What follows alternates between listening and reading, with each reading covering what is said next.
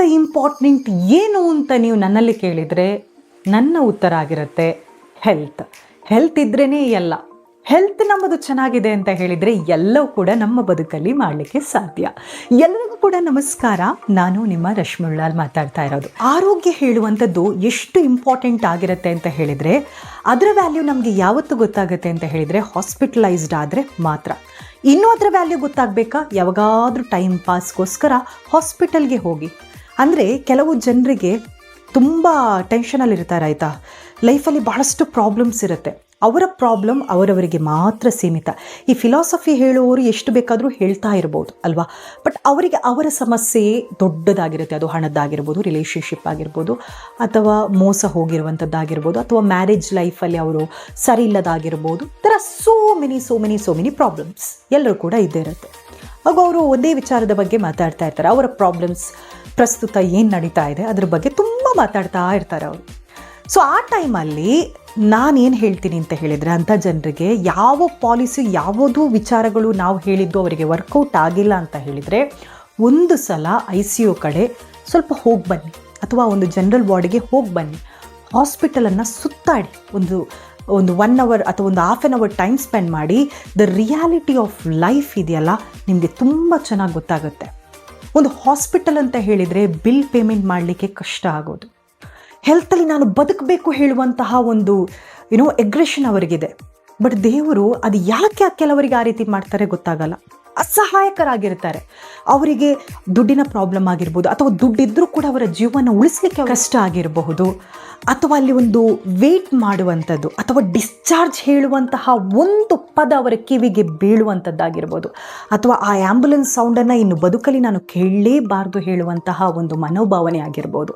ಇದೆಲ್ಲವೂ ಕೂಡ ಕೆಲವೊಂದು ಟೈಮಲ್ಲಿ ನಿಮ್ಮ ಲೈಫಲ್ಲಿ ಯಾವ ಪ್ರಾಬ್ಲಮ್ ಇದ್ದರೂ ಕೂಡ, ನನ್ನದು ಯಾವುದು ಪ್ರಾಬ್ಲಮ್ ಅಲ್ಲ, ಹೆಲ್ತ್ ಇದ್ರೇ ಒಳ್ಳೆಯದು. Health is wealth. ನನ್ನ ಮೆಂಟಲ್ ಪೀಸ್ ಮತ್ತು ಫಿಸಿಕಲ್ ಆಗಿ ನಾನು ತುಂಬ ಚೆನ್ನಾಗಿದ್ದೀನಿ ಅಂತ ಹೇಳಿದರೆ ಅದುವೇ ದೊಡ್ಡದಾಗಿರುವಂತಹ ಅಸ್ತ್ರ ನಿಮ್ಮ ಬದುಕಲ್ಲಿರುವಂಥದ್ದು. ಎಲ್ಲವೂ ಸೈಡ್ಗಿಡಿ. ಇದನ್ನು ನೀವು ವರ್ಕೌಟ್ ಮಾಡಿದರೆ ಅದರಿಂದ ಎಲ್ಲವನ್ನು ಕೂಡ ನೀವು ಅರ್ನ್ ಮಾಡ್ಬೋದು. ಚಿಕ್ಕ ಮಗುವಿಂದ ಹಿಡಿದು ದೊಡ್ಡವರ ತನಕ, ಹಿರಿಯರ ತನಕ ಹೆಲ್ತ್ ಚೆನ್ನಾಗಿದೆ ಅಂತ ಹೇಳಿದರೆ, ನಿಮ್ಮ ಮೆಂಟಲ್ ಪೀಸ್ ಚೆನ್ನಾಗಿದೆ, ನಿಮ್ಮ ಫಿಸಿಕಲ್ ಹೆಲ್ತ್ ತುಂಬ ಚೆನ್ನಾಗಿದೆ ಅಂತ ಹೇಳಿದರೆ ನೀವು ಏನು ಮಾಡಬಹುದು? ಅರ್ನ್ ಮಾಡ್ಬೋದು. ಹಣ ಆಟೋಮೆಟಿಕ್ ಆಗಿ ಬರುತ್ತೆ ಅಲ್ವಾ. ಸೊ ನಿಮ್ಮ ಮೈಂಡ್ ಚೆನ್ನಾಗಿದೆ ಅಂತ ಹೇಳಿದರೆ ಎಲ್ಲ ವಿಚಾರಗಳನ್ನು ಕೂಡ ಆಲೋಚನೆ ಮಾಡುವಂಥ ಶಕ್ತಿ ನಿಮಗಿರುತ್ತೆ. ನನ್ನಲ್ಲಿ ಏನೂ ಇಲ್ಲ ಅಂತ ಹೇಳಿಕೊಂಡು ಕೊರಗೋದಕ್ಕಿಂತ, ನನಗೆ ದೇವರು ಒಳ್ಳೆ ಹೆಲ್ತ್ ಕೊಟ್ಟಿದೆ ಅಂತ ಹೇಳಿಕೊಂಡು ಅದರ ಹಿಂದೆ ಯಾಕೆ ಓಡಾಡ್ತಾ ಇಲ್ಲ ಜನರು ಅಂತ ನನಗೆ ಗೊತ್ತಾಗೋದಿಲ್ಲ. ಕೆಲವೊಂದು ವಿಚಾರಗಳನ್ನು ನಾನು ಅನುಭವಿಸಿರುವಂಥದ್ದು. ಒಂದು ಫೋನ್ ಕಾಲ್, ಅವರ ವಿಚಾರದಲ್ಲಿ ಡಾಕ್ಟರ್ ಜೊತೆ ಮತ್ತು ಆ ಪೇಷಂಟಲ್ಲಿ ನಾನು ಮಾತಾಡ್ತಾ ಇದ್ದೆ. ಪೇಷಂಟ್ ಫ್ಯಾಮಿಲಿಯವರು ಕೂಡ ನನ್ನಲ್ಲಿ ಮಾತಾಡ್ತಾ ಇದ್ರು. ಯಾಕಂದರೆ ಆ ಡಾಕ್ಟರ್ನ ಪರಿಚಯ ಇತ್ತು. ಹಾರ್ಟ್ ರಿಲೇಟೆಡ್ ಒಂದು ವಿಚಾರ ಆಗಿತ್ತು. ಆ ಮನುಷ್ಯನಿಗೆ ಜೀವಿಸಬೇಕು ಹೇಳುವಂಥ ಆಸೆ ಬಹಳಷ್ಟಿದೆ. ಯಾಕಂದರೆ ಮಗು ಇದ್ದಾರೆ, ವೈಫ್ ಇದೆ, ಏಜ್ ಕೂಡ ಒಂದು ಮಿಡಲ್ ಏಜ್ ಅಂತ ಹೇಳ್ಬೋದು. 40 to 43 years ಅಷ್ಟೇನೋ ಆಗಿರ್ಬೋದು. ಆದರೆ ಇನ್ ಬಿಟ್ವೀನಲ್ಲಿ ಆಗಿರುವಂಥ ಒಂದು ಘಟನೆ ಇದು. ಅವರಿಗೆ ಡಾಕ್ಟರ್ ಹೇಳಿರ್ತಾರೆ, ರೆಸ್ಟ್ ತಗೋ, ಯಾವುದೇ ರೀತಿಯ ಕೆಲಸವನ್ನು ಮಾಡಲಿಕ್ಕೆ ಹೋಗಬೇಡ ಅಂತ. ಇವರಿಗೆ ಜೀವ ಅಂದರೆ ಅವಾಗ ಅದರ ವ್ಯಾಲ್ಯೂ ಗೊತ್ತಿರೋದಿಲ್ಲ. 1 ವಾರ ರೆಸ್ಟ್ ತಗೊಂಡು ಏನಾಗಲಿಕ್ಕಿದೆ, ನನ್ನ ಕೆಲಸ ಇದೆ, ನಂಗೆ ಅರ್ನ್ ಮಾಡಬೇಕು, ಮುಂದುವರಿತಾರೆ. ರೆಸ್ಟ್ ತಗೊಂಡಿರೋದಿಲ್ಲ, ಟ್ಯಾಬ್ಲೆಟು ಸರಿಯಾಗಿ ತಗೊಂಡಿರೋದಿಲ್ಲ, ಕೆಲವು ಶಿಸ್ತನ್ನು ಅವರು ಫಾಲೋ ಮಾಡಿರೋದಿಲ್ಲ. ಅಕಸ್ಮಾತಾಗಿ ಅವರ ಹೆಲ್ತ್ ಅವರು ಹೇಳಿದ ರೀತಿಯಲ್ಲಿ ಇರೋದಿಲ್ಲ. ಅವತ್ತು ತುಂಬ ಅವರಿಗೆ ಎದೆ ಕಡೆ ನೋವಾಗುತ್ತೆ. ಸೀದಾ ಹಾಸ್ಪಿಟಲ್ಗೆ ಹೋಗ್ತಾರೆ. ಅವಾಗ ನನ್ನನ್ನು ಕಾಂಟ್ಯಾಕ್ಟ್ ಮಾಡಿರ್ತಾರೆ. ಅವರನ್ನು ಇಮಿಡಿಯೇಟ್ಲಿ ಹಾಸ್ಪಿಟಲೈಸ್ಡ್ ಮಾಡಬೇಕು, ಇಮಿಡಿಯೇಟ್ ಬೇಸಿಸಲ್ಲಿ ಅಂತ ಹೇಳ್ತಾರೆ. ಹಾಸ್ಪಿಟಲೈಸ್ಡ್ ಆಗ್ತಾರೆ. ಆ ಟೈಮಲ್ಲಿ ಯಾವ ರೀತಿಯ ಕೋಆರ್ಡಿನೇಷನ್ಸ್, ಯಾವ ರೀತಿಯ ಸಪೋರ್ಟ್ ಬೇಕು, ಯಾಕಂದರೆ ಹಣಕಾಸಿನ ವಿಷಯದಲ್ಲೂ ಅವರು ತುಂಬ ಕಷ್ಟದಲ್ಲಿದ್ದರು. ಯಾವ ರೀತಿ ಅವರಿಗೆ ಸಪೋರ್ಟ್ ಮಾಡಬೇಕು, ಅದನ್ನು ಯಾವ ರೀತಿ ಸಲಹೆಯನ್ನು ನೀಡಿಕೊಂಡು ಅವರು ಮುಂದುವರಿಬಹುದು, ಅದನ್ನು ನಮ್ಮಿಂದ ಎಷ್ಟಾಗುತ್ತೆ ನಾವು ಮಾಡ್ತಾಯಿದ್ವಿ. ಇನ್ನು ಸ್ವಲ್ಪ ಕ್ಲೈಮ್ಯಾಕ್ಸಿಗೆ ಬರ್ತೀನಿ ನಾನು. There are so many things are involved, but just ಕ್ಲೈಮ್ಯಾಕ್ಸ್ಗೆ ಬರ್ತೀನಿ. ಆ ಒಂದು ಕಾಲ್, ಅವರ ವೈಫ್ ಅವರಿಗೆ ಕಾಲ್ ಕೊಟ್ಟಿದ್ರು. ಆ ಮಾತು ಏನಾಗಿತ್ತು ಅಂತ ಹೇಳಿದರೆ, ರಶ್ಮಿಯವರೇ ನಾನು ಬದುಕ್ತೀನಲ್ವಾ ಅಂತ. ಆ ಒಂದು ವಾಯ್ಸಲ್ಲಿರುವಂತಹ ಏರಿಳಿತ, ಭಯ, ಬದುಕಬೇಕು ಹೇಳುವಂಥ ಆಸೆ, ನಾನು ಹೇಳ್ತೀನಿ ಯಾವ ಶತ್ರುವಿಗೂ ಕೂಡ ಅಂತಹ ಒಂದು ಪರಿಸ್ಥಿತಿ ಬರಬಾರ್ದು. ಸೊ ನೆಕ್ಸ್ಟ್ ಅವರ ಸರ್ಜರಿ ಇರುತ್ತೆ. ಸರ್ಜರಿ ಮಾಡಬೇಕು ಅಂತ ಹೇಳುವಂಥ ಒಂದು ಪ್ಲ್ಯಾನ್ ಇರುತ್ತೆ. ಬೆಳಿಗ್ಗೆ ನೋಡುವಾಗ BP ನಾರ್ಮಲ್ ಇರೋದಿಲ್ಲ, ಕೆಲವೆಲ್ಲ ವಿಚಾರಗಳು ಇಂಬ್ಯಾಲೆನ್ಸ್ಡ್ ಆಗಿರುತ್ತೆ. ನನಗೆ ಡಾಕ್ಟರ್ ಆವಾಗಲೇ ಇನ್ಫಾರ್ಮೇಷನ್ ಕೊಟ್ಟಿರ್ತಾರೆ, ಅವರು ಬದುಕಿ ಇರುವಂಥದ್ದು ಚಾನ್ಸಸ್ಸೇ ಇಲ್ಲ ಅಂತ ಹೇಳುವಂಥ ಮಾತು.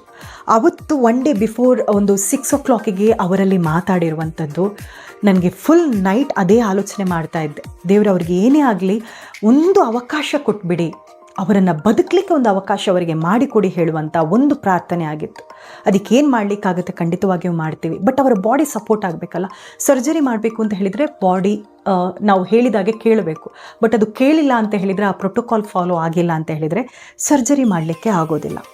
ಯಾವೆಲ್ಲ ಪ್ರೋಟೋಕಾಲ್ ಫಾಲೋ ಮಾಡಬೇಕಿತ್ತು ಒಂದು ಸರ್ಜರಿ ಮಾಡುವ ಟೈಮಲ್ಲಿ, ಅದೆಲ್ಲವೂ ಕೂಡ ಫೇಲ್ ಆಗ್ತಾ ಹೋಯಿತು. ಅಲ್ಲಿಗೆ ಮಾರ್ನಿಂಗೇ ನನಗೆ ಇನ್ಫಾರ್ಮೇಷನ್ ಸಿಕ್ಕಿರುತ್ತೆ, ಇವರಿನ್ನೂ ಬದುಕೋದಿಲ್ಲ ಹೇಳುವಂಥ ಮಾತು. ಎಷ್ಟು ಬೇಸರ ಆಗುತ್ತೆ ಅಂತ ಹೇಳಿದರೆ, ಫ್ಯಾಮಿಲಿಯವರು ಕಾಲ್ ಮಾಡ್ತಾಯಿದ್ರು, ಏನಾಗುತ್ತೆ, ಬದುಕ್ತಾರಾ, ತುಂಬ ನೋವಾಗ್ತಿದೆ ಅಂತ ಅನ್ನಿಸ್ತಾ ಇದೆ, ತುಂಬ ಅಸಹಾಯಕರಾಗಿರುವಂತಹ ಮಾತುಗಳು. ಫೈನಲಿ ಒಂದು 8 o'clock ಆಗುವಾಗ ಅವರಿಗೂ ಕೂಡ ಇನ್ಫಾರ್ಮೇಷನ್ ಸಿಗುತ್ತೆ. 6 ಗಂಟೆಗೆ ಮಾತಾಡಿದಂಥ ವ್ಯಕ್ತಿ ನೆಕ್ಸ್ಟ್ ಡೇ ಮಾರ್ನಿಂಗ್ 8 o'clock ಇಲ್ಲ ಹೇಳುವಂಥದ್ದು. ಈ ಒಂದು ಘಟನೆಯನ್ನು ನಾನು ಯಾಕೆ ಹೇಳ್ತಾ ಇದ್ದೀನಿ ಅಂತ ಹೇಳಿದರೆ, ಇದು ಯಾವುದೇ ರೀತಿಯ ಕಥೆಗಳಲ್ಲ, ನಿಜ ಸತ್ಯವನ್ನು ನಿಮ್ಮ ಜೊತೆ ನಾನು ಶೇರ್ ಮಾಡ್ತಾ ಇರುವಂಥದ್ದು. ಇಲ್ಲಿ 2 ವಿಚಾರಗಳನ್ನು ನೋಡಿ. ಒಂದು, ಆರೋಗ್ಯದ ಬಗ್ಗೆ ಜಾಗೃತಿ ವಹಿಸಲಿಕ್ಕೆ ದೇವರವರಿಗೆ ಒಂದು ಸೂಚನೆ ಕೊಟ್ಟಿದ್ರು, ಅದನ್ನು ಅವರು ಚೂಸ್ ಮಾಡಿರಲಿಲ್ಲ.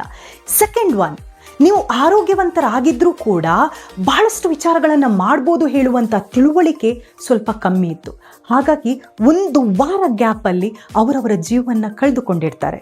ಇದರಲ್ಲಿ ಯಾವ ವಿಚಾರಗಳನ್ನು ಅರ್ಥ ಮಾಡ್ಕೊಳ್ಬೇಕು ಹೇಳುವಂಥದ್ದು ನಾನು ನಿಮಗೆ ಬಿಡ್ತಾ ಇದ್ದೀನಿ. ಕೆಲವೊಮ್ಮೆ ನಮ್ಮ ಆರೋಗ್ಯ, ನಮ್ಮ ಮೆಂಟಲ್ ಪೀಸ್ ತುಂಬ ಇಂಪಾರ್ಟೆಂಟ್ ಆಗಿರುತ್ತೆ. ಯಾರು ನಿಮಗೆ ಸಹಕಾರ ಕೊಡ್ತಾ ಇಲ್ಲ, ನಿಮ್ಮ ಸರೌಂಡಿಂಗ್, ನಾನು ಯಾವತ್ತೂ ಹೇಳುವಂಥದ್ದು, ನೀವು ನಿಮ್ಮನ್ನು ಯಾವ ರೀತಿ ಬಿಲ್ಡಪ್ ಮಾಡಬೇಕು ಅಂತ ಹೇಳಿದರೆ ಯಾರ ಸಹಕಾರ ಬೇಡ, ನೀವೇ ಸ್ಟ್ರಾಂಗ್ ಆಗಬೇಕು. ಸ್ಟ್ರಾಂಗ್ ಯಾವ ರೀತಿ ಆಗಬೇಕು, ನನ್ನ ಅಪ್ಕಮಿಂಗ್ ವೀಡಿಯೋಸ್ ನೋಡ್ತಾ ಇರಿ. ಖಂಡಿತವಾಗಿಯೂ ಕೂಡ ನಿಮ್ಮನ್ನು ಯಾವ ರೀತಿ ಇಂಪ್ರೂವ್ ಮಾಡಬೇಕು ಹೇಳುವಂಥ ಪ್ರಯತ್ನವನ್ನು ನಾನು ಖಂಡಿತವಾಗಿಯೂ ಮಾಡ್ತೀನಿ. There are some techniques. ಯಾರು ಇಲ್ಲದೆ ನಾವು ಯಾವ ರೀತಿ ಬದುಕಬಹುದು, ನಮಗೆ ಯಾವುದೇ ರೀತಿಯ ಕೌನ್ಸಿಲಿಂಗ್ನ ಅಗತ್ಯ ಇಲ್ಲ. ನಮ್ಮನ್ನು ನಾವು ಹುರಿದುಂಬಿಸುವಂಥದ್ದು ಯಾವ ರೀತಿ ಹೇಳುವಂಥ ಸಿಂಪಲ್ ಆದಂಥ ಲಾಜಿಕ್ ನಮಗೆ ಗೊತ್ತಾದರೆ ನಮ್ಮ ಲೈಫಲ್ಲಿ ನಾವು ತುಂಬ ಚೆನ್ನಾಗಿರ್ತೀವಿ. ಈ ಒಂದು ಘಟನೆಯನ್ನು ಯಾಕೆ ನಿಮಗೆ ಶೇರ್ ಮಾಡಿದೆ ಅಂತ ಹೇಳಿದರೆ, ನಿಮ್ಮ ಬಾಡಿ ರೆಸ್ಟ್ ಕೇಳ್ತಾ ಇದೆ ಅಂತ ಹೇಳಿದರೆ take rest, because you can earn future, you can earn. ನೀವು ನಿಮ್ಮ ಮೇಲೆ ಭರವಸೆಯನ್ನು ಇಟ್ಕೊಂಡಿರಿ. ಜಾಬ್ನ ಓಟದಲ್ಲಿ, ರೆಸ್ಪಾನ್ಸಿಬಿಲಿಟಿ ಹೇಳುವಂಥ ಓಟದಲ್ಲಿ ಈ ಆರೋಗ್ಯದ ಬಗ್ಗೆ ಯಾವತ್ತೂ ಕೂಡ ಮಿಸ್ಲೀಡ್ ಮಾಡಿಕೊಂಡು, ಅಥವಾ ನಾನು ಮತ್ತೆ ಅದರ ಬಗ್ಗೆ ಆಲೋಚನೆ ಮಾಡಿದರೆ ಸಾಕು, ನಾನು ಮತ್ತೆ ಬ್ಲಡ್ ಚೆಕಪ್ ಮಾಡಿದರೆ ಸಾಕು, ನಾನು ಮತ್ತೆ ಆ ಒಂದು ಟೆಸ್ಟಿಂಗ್ ಏನಿದೆ ಡಾಕ್ಟರ್ನ ಕನ್ಸಲ್ಟ್ ಮಾಡೋದು, ಇದನ್ನು ನಾನು ಮುಂದೂಡ್ತೀನಿ ಹೇಳುವಂಥ ಆಲೋಚನೆಯಿಂದ ಹೊರಗೆ ಬನ್ನಿ. ಆರೋಗ್ಯ ಇದ್ರೇ ಎಲ್ಲವೂ ಮಾಡಲಿಕ್ಕೆ ಸಾಧ್ಯ. ಸೊ ನಿಮ್ಮ ಆರೋಗ್ಯಕ್ಕೆ ನೀವು ಬೆಲೆ ಕೊಡಿ ಹೇಳುವಂಥ ವಿಚಾರದ ಬಗ್ಗೆ ಇವತ್ತಿನ ವಿಡಿಯೋ. ಮತ್ತೆ ಹೊಸ ವಿಚಾರದ ಜೊತೆಗೆ ಮತ್ತೆ ನಿಮ್ಮ ರಶ್ಮಿ ಬರ್ತೇನೆ. Thank you so much.